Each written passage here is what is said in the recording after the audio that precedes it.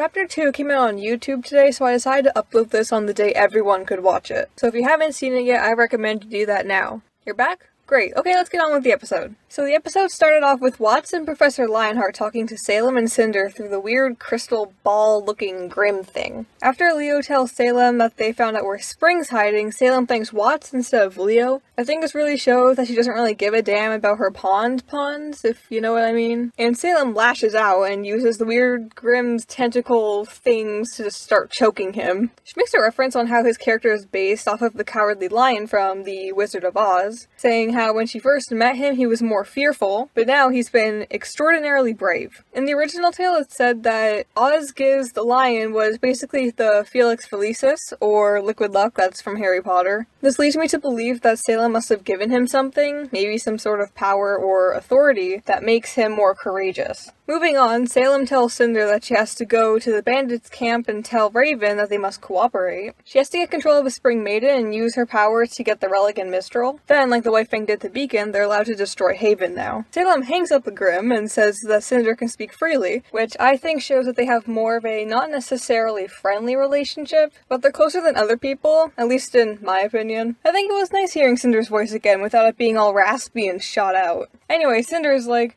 why do we gotta use the bandits and other people? We're strong enough to do this by ourselves. But Salem is like, never underestimate the usefulness of others. Which is a good point. Like, other people make it easier sometimes because, like, they have the skills and information that you don't, and it could just make it so much easier. Also, Salem seemed to emphasize the word I when talking to Cinder. I don't know if it's just me, but when a character has a defining characteristic that has to do with their eyes, take Pegasus from Yu-Gi-Oh, for example, I feel like everyone always makes puns about their eyes. I don't know, it's just me. We get to see Weiss again, which makes me very happy. She seemed to be the more focal point of this episode, with her scenes eating up about 8 minutes of a 12-minute episode, minus the opening and the end credits. She's still on the cargo ship, and they're going through some Eligmatsus?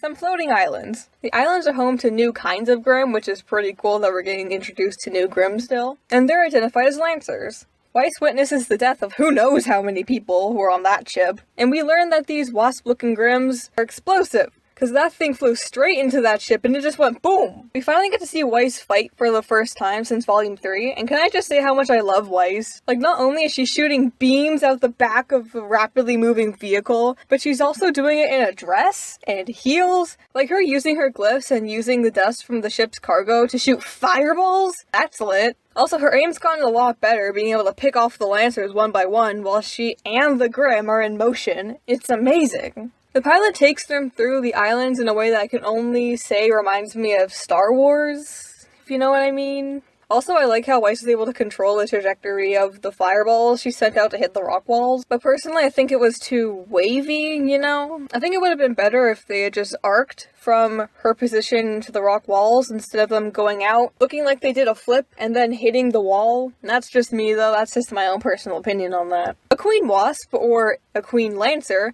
shows up and honestly Weiss's attacks literally do nothing but annoy the thing, until she uses all the crates of dust to smack it in the face and go boom! And then Weiss summons her frickin' White Knight and sends it out, and the chorus of the song picked up, and oh my god, I'm dying! Yes, she finally is able to fully summon her knight and is able to 100% control it. It honestly looked like how she was fighting, where she was able to see through its eyes, which if that's actually true would be so awesome. Like, she had it disappear, then go behind the thing, and then jump up, and then use glyphs to do that thing she does, where she jumps from one to the other, to repeatedly slash at the target in the middle, and it was so cool! Side note, the fact that they were playing the full version of This Life Is Mine during that scene got me crying and I loved it. Unfortunately, when she blocked the Lancer's stinger and redirected it towards the ship, so it crash landed into Mistral not too far from the shoreline. She ended up getting found by Raven and her fellow bandits. Raven ended up kicking her in the face and sent her unconscious. Why do parents keep hurting her? I don't get it.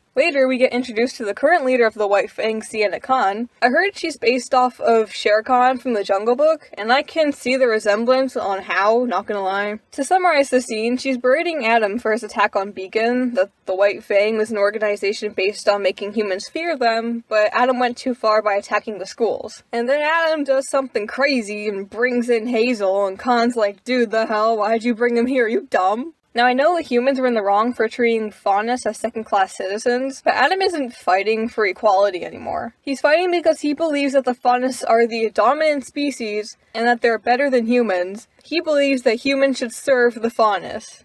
This is taken right out of the episode. I'm not changing any lines. It's like, wow, dude.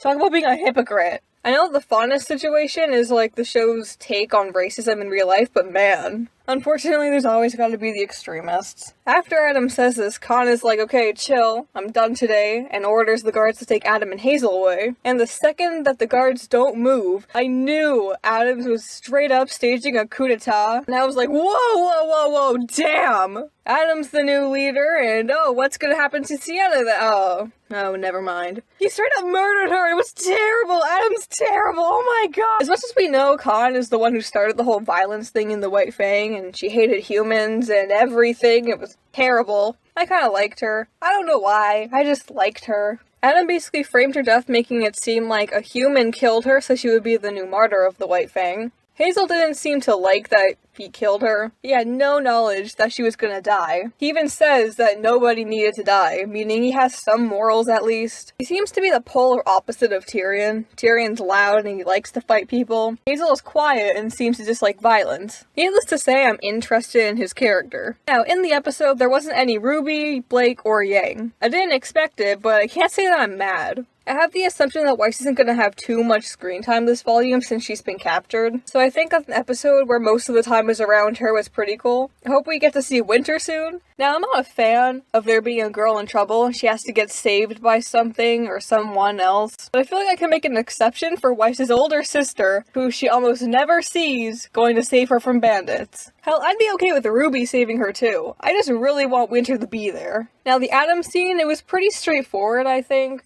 What I gathered is that he staged a coup d'etat because he wanted to be the leader and wants to enslave humans. High Leader Khan is dead after like 4 minutes of screen time. Maybe later this volume, I'm just taking a guess here, episode 9. Maybe episode 9, Blake will show up and do something about Adam. I don't think it will, but I think it would be cool to see how she would interact with him now after the fall and now that he's the leader and such. I'm still interested in Hazel and his motives, as I mentioned earlier. Well, I think that about covers it. There's the episode. What were your guys' opinions on the episode? What was your favorite part? Anyways, thank you all for watching. Please leave a like, it really boosts my self-esteem. Please make sure to subscribe to see these every week. See you guys then. And if forever I follow, it'll be my whole